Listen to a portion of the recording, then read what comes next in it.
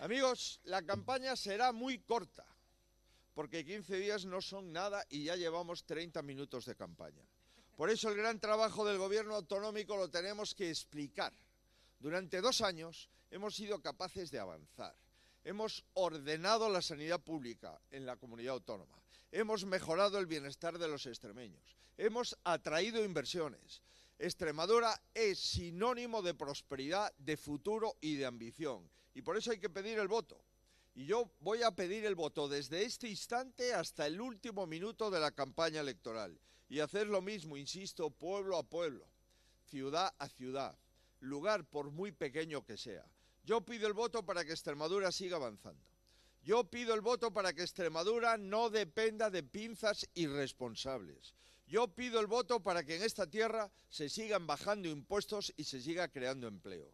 Yo pido el voto para que esta tierra tenga una presidenta valiente, una presidenta que se la respete, una presidenta que pelee por esta tierra. Y pido el voto para una persona de aquí, no para una delegada del PP de Madrid, sino para la presidenta del PP de Extremadura, que es una cosa absolutamente distinta.